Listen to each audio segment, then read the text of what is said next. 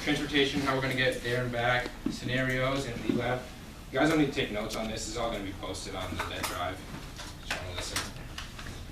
So FLX is going to take place next Thursday at Matt's Outback Paintball.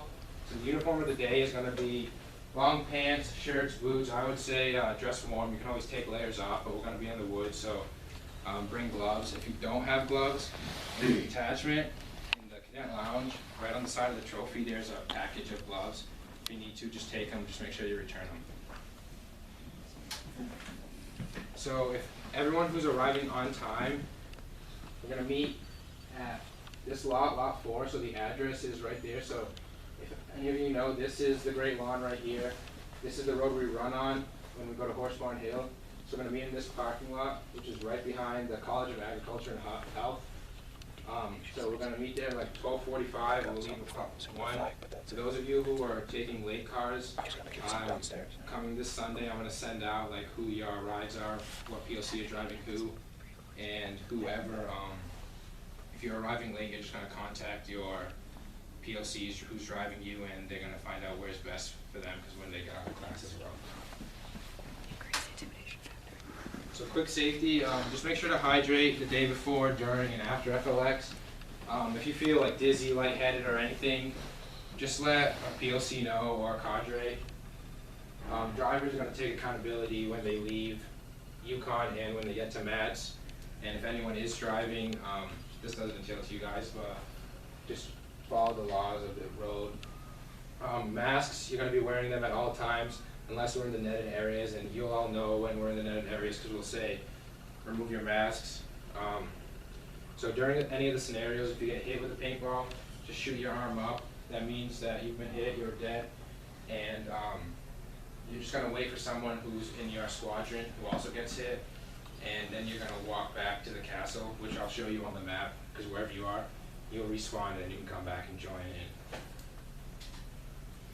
So like again, clothing, bring gloves, wear durable clothing that you're not afraid to get dirty. So terrain, just be careful of rocks where you're stepping, uneven ground. Do not shoot any of the wildlife. And quick safety tips with the weapons. If you're 15 away, you're not going to shoot them because paintballs hurt. You're just going to say, hey, safety kill. And scenarios 1 and 2, we're not going to be using paintballs. So your gun should always have the safety on, and your stocks should always be on the paintball guns. Along with that, there's no horse playing around with the gun. There's no aiming your gun here or here at someone. There's no flagging. And when the horn sounds, your safety's back on and stocks covers back on the stock.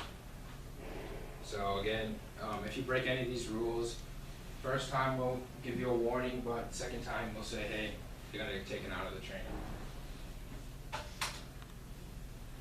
So this is just for any safety issues that we need. So if anything serious happens, we're just going to call 911, but these are just the nearest urgent cares and hospitals from Matt's Outback. So a quick itinerary of what's going to happen is meeting at that parking lot that I just showed you, 12:45, leaving at 1.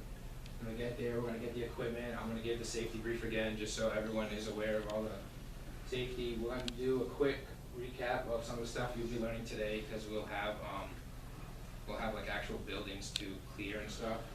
So we'll go over that for a little bit, and then we'll begin the exercises. Once we're done with the exercises, we'll give a debrief on the exercises, how things went, turn our equipment, hot dogs, and we'll depart. So like I said, transportation, PLC drivers, I've already created the spreadsheet of who's driving who, so I'm going to be sending it out this week in the newsletter. When you guys get that, just check it. If you see your name's not on it by mistake, or you can't arrive at that time, just let me know and I'll fix it.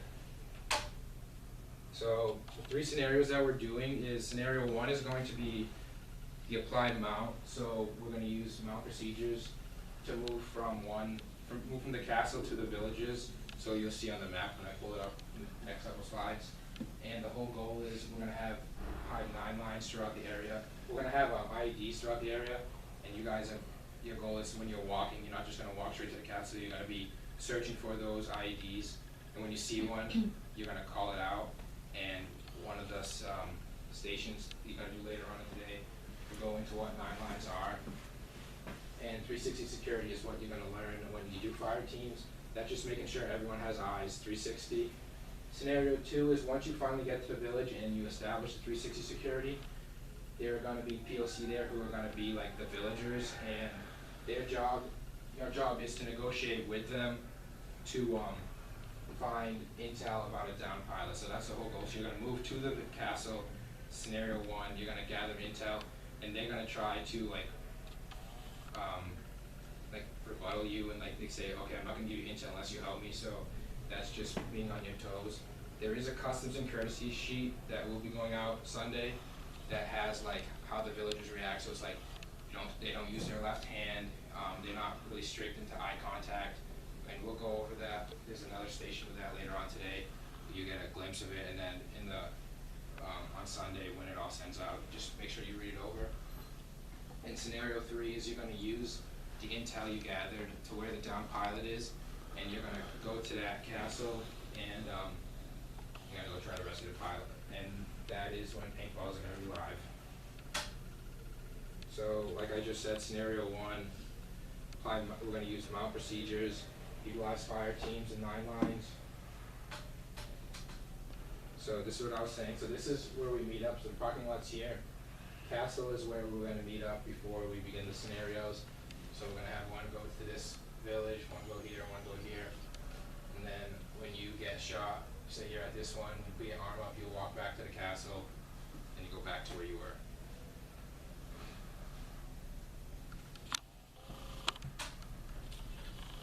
So I just talked about this, how scenario 2, you're going to use the customs and courtesies that you'll be taught in the sheet and communicate with them, be polite, be professional. And then same villagers as scenario 1. So then scenario 3, so the scenario 1 and 2, you guys are at the same castle, but after you did intel, the intel is you're going to find out, okay, your down pilot is now at this castle. So then that's when you're going to move to that castle to go rescue the down pilot. Make sense to everyone? Yes.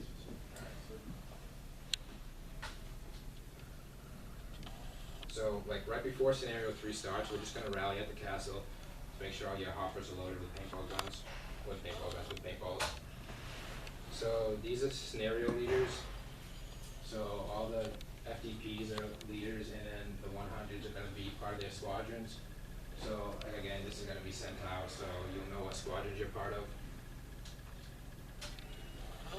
So this is just what we're doing today. So we couldn't get to the Great Lawn because of the weather, so we're just going to be doing high and low crawl. I'm sure you guys are going to be moving to next.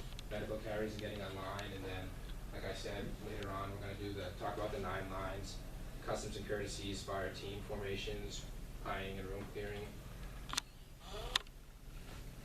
So I'm just going to go over quickly like fire team formation, so when you get out there, you kind of have a gist of what it is. So this is diamond. We don't really use diamond a lot. We're going to focus more on this is V or wedge, and this is line. So this is your point, and normally what you do is, say you have heavy fire, or you're expecting contact from your left, so you'll have more. You have 3 on this side instead of on this side. This is your 360, your rear security, I mean, and these 2 are looking out this way while your point man is looking forward. And it's the same thing with line. We'll have one looking forward, one looking left or right, and one looking back. You don't have to walk backwards all the time because you might trip on a wire or like a branch or something. So you just walk, take a step back a little, keep walking, just so you don't hurt yourself. And then this goes over quickly, fire and move. So the red is the enemy. The first thing is going to do, if you're in the open, you're going to suppress fire. So they're firing upon you, so you're going to shoot on them. While B and C shoots, A is going to move up to cover, and when A gets to cover, they're going to start shooting.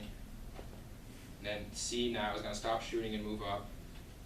They're going to shoot, and that's how you flank an enemy.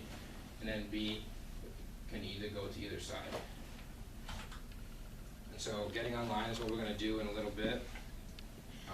So say there's contact left. So when you see contact, when you hear contact, everyone shouts contact left. You immediately drop, and then you are going to crawl to get on a line. So you're supposed to be about 10 meters apart from each other. So in case a bomb, mortar was coming in or something, you wouldn't all blow up. Alright, and then so summary, I gave a general plan, meeting location, safety, itinerary, talk about the transportation scenarios and what we're doing today. Are there any questions? How does the safety kill work? So you just say safety kill. So if, like you're here, right, and someone pops around the corner, you say safety kill. So it's first, whoever says it first. Yeah. Okay. If there were multiple people within 15 meters, would you just say safety kill as fast as you could? Yeah. Any other questions?